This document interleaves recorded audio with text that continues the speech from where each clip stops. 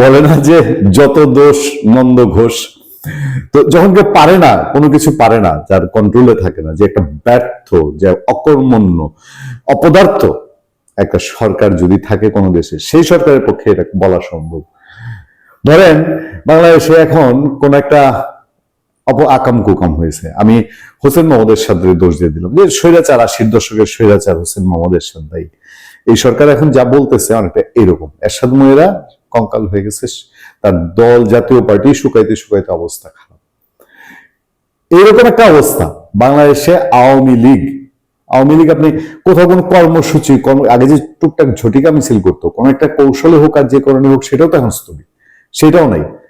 এরপরেও এখানে ওসমান হাদি পড়ে গেলেন, ওসমান হাদিকে সরিয়ে দেওয়া হলো। তারপরে যুবদলের ছেলেটাকে কারণবাজারের পাশে ইন্দিরা রোডে সেইখানে আধিপত্য বিস্তার বলেন আর অন্য কোনো কারণে বলেন, ফেলায় দিল, শেষ। এই যে সেদিন কেরানীগঞ্জে হযরতপুরে বিএনপি সেক্রেটারি শেষ। এমনকি এরা মিন করতেছে যে এই সমস্ত কর্মকাণ্ডের জন্য যা হবে বাংলাদেশে, চট্টগ্রামে AK-47 নিয়ে বিএনপি প্রার্থীর মিটিং এ হানা দিবে, তারপরে এই আপনার জগৎ সলিমপুরে সেইখানে র্যাবের উপর হানা দিবে। এগুলো সব নিয়ে কি ছাত্রলীগ ভবিষ্যতে যা যা হবে এগুলো কি সব আওয়ামী লীগের উপরে ঘাড়ে চাপবে? দেখেন, আমার হাতে খবরটা হলো নির্বাচনের দিন ও আগে যে কোনো সহিংসতায় আওয়ামী লীগকে দায়ী করা হবে অন্তর্বর্তী সরকার। যেন জায়গা থেকে কেউ যে মাইক পাইছে আর বক্তৃতা দিয়ে দিচ্ছে তা না। আসন্ন জাতীয় সংসদ নির্বাচনের আগে ও নির্বাচনের দিনে সংগঠিত যে কোনো সহিংসতা ও সন্ত্রাসী কর্মকাণ্ডের জন্য আওয়ামী লীগকে দায়ী করা হবে বলে জানিয়েছে অন্তর্বর্তী সরকার। সম্প্রতি নয়াদিল্লিতে প্রকাশ্য অনুষ্ঠানে শেখ হাসিনা যে বক্তব্য দিয়েছেন তাতে নির্বাচন বানচালে সহিংস ও সন্ত্রাসী কর্মকাণ্ডে জড়ানোর উস্কানি রয়েছে উল্লেখ করে উদ্বেগের কথা জানিয়েছে ঢাকা। দিল্লির সাথে পারে না, ইন্ডিয়ার সাথে পারে না, এখন এইসব বাংলাদেশে কষ্টানো বুঝেন। আমি খুব হতবাক এবং বিস্মিত হয়েছি। একটা সরকার কিভাবে বলে, ওই ভদ্রমহিলা নিজেও, মানে এটা হচ্ছে কি, তার ছায়া দেখা গেছে, বলতে পারেন যে শেখ হাসিনার ছায়া দেখা গেছে। উনি বেরোনো হন নাই, তার কেউ দেখেও নাই, তার গলা কেউ সরাসরি শুনেও নাই, কোনো ভিডিও ফুটেজও পাওয়া যায়নি, শুধু কেবল একটা অডিও ক্লিপ দিছে। এই অডিও ক্লিপেই কি এদের মাথা খারাপ অবস্থা, আবল তাবল প্রলাপ বকা শুরু করেছে? আমি এইসব কথাবার্তা শেখ হাসিনার এই প্রেস কনফারেন্স, আমরা শেখ হাসিনার প্রেস কনফারেন্সে কি বলেছে আমরা তো প্রচার করিনি, আমরা বলছি করবো না। ভাই সরকার বাহাদুর, আপনি নির্দেশ দিচ্ছেন, আপনার নির্দেশ আমরা অক্ষরে অক্ষরে পালন করতেছি। আমাদের এইসব করার, আপনার আইন ভঙ্গ করার, আপনার নিয়ম ভঙ্গ করার কোনো ইচ্ছা নেই। কারণ আপনিই তো প্রকাশ করে দিলেন, আপনার কাছ থেকে জানলাম যে উনি নির্বাচন বানচালে সহিংস সন্ত্রাসী কর্মকাণ্ডের জড়ানো উস্কানি দিচ্ছেন। এটা কেন দিবে? এটা কি বাংলাদেশের মানুষ অ্যালাউ করতেছে? উনি কার মাধ্যমে দিবে? ওনার তো একটা কাকপক্ষীয় কোথাও নড়ে না। ওনার অফিসগুলোর আপনারা টয়লেট বানায় দিচ্ছেন, তার কোনো আত্মীয় স্বজন জ্ঞাতি গোষ্ঠী কেউ কোথাও নাই, তার ছেলে পেলে লোকজন যা আছে সব 14 শিখের ভিতরে। আচ্ছা, সেখানে বলা হচ্ছে যে এই সহিংস কর্মকাণ্ডের জন্য জানিয়েছে তার উদ্বিগ্ন এক মহিলা এই দিল্লিতে বৈশা অডিও কিছু কথাবার্তা প্রচার করছে, সেটার জন্য সরকার উদ্বিগ্ন হয়ে গেছে। পররাষ্ট্র মন্ত্রণালয় এক সংবাদ বিজ্ঞপ্তিতে এসব তথ্য জানিয়েছে। শেখ হাসিনাকে নয়াদিল্লিতে প্রকাশ্য অনুষ্ঠানে বক্তব্য দেওয়ার সুযোগ দেয় গভীর বিস্ময় ও ক্ষোভ প্রকাশ করে সরকারের পক্ষ থেকে এটিকে সুপ্রতিবেশী সুলভ আচরণ পরিপন্থী বলে দাবি করা হয়েছে। দেখ, অন্তত ঝেড়ে তো কাশলো। এখন এই যে দাবি করলো, কি হইলো?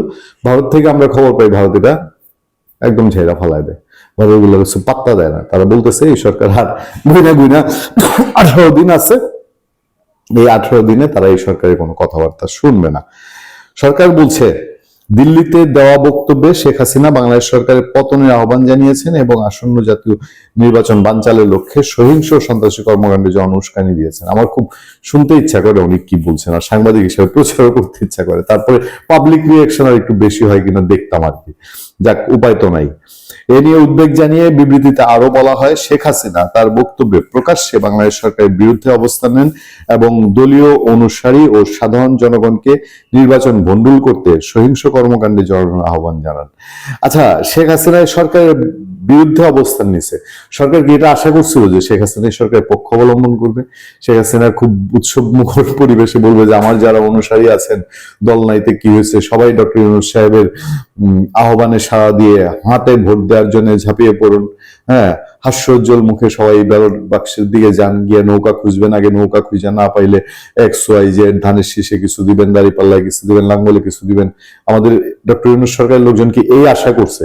আরে শেখ হাসিনা ওখানে আছে, তারা তো বিরোধী অংশ করে পাঠাইছেন, সে তো বিরোধিতাই করবে, সে আপনার অনুগত থাকবে কেমনে?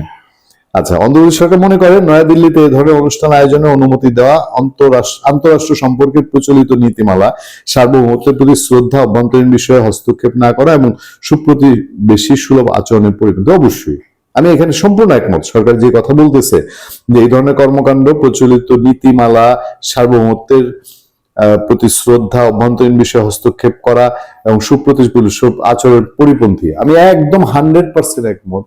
তো ভাই, আল্লাহর রাস্তায় আপনি বিদায় হওয়ার পরে দেখেন আরেকটা গভর্নমেন্ট যেই আসুক, বিএনপি আসুক, জামাতে ইসলামী আসুক, ওরা তো এই সুপ্রতিবেশী সুলভ আচরণের পরিপন্থী তারা করবে না।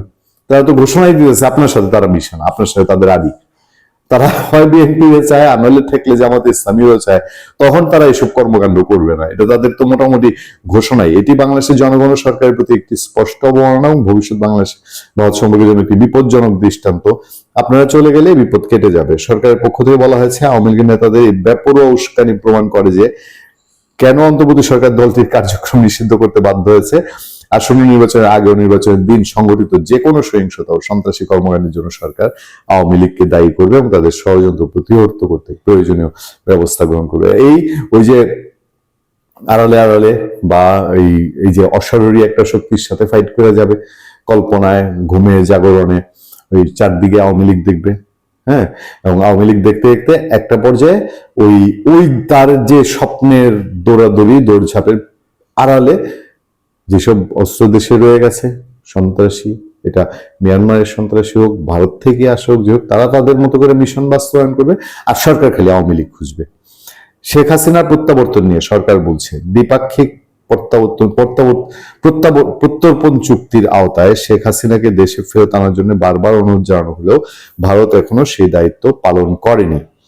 আচ্ছা, উল্টো নিজ ভূখণ্ডে তাকে এমন উস্কানিমূলক বক্তব্য দেওয়ার সুযোগ দেওয়া হয়েছে যা বাংলাদেশের গণতান্ত্রিক উত্তরণ, শান্তি ও নিরাপত্তার জন্য মারাত্মক হুমকি।